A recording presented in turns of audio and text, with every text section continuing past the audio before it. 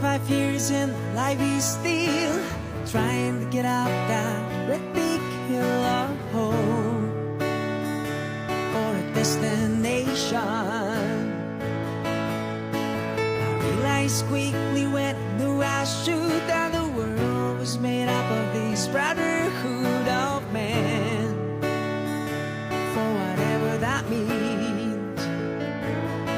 And so I cry sometimes when I'm lying in bed, just get it all out what's in my head. And I'm feeling a little peculiar.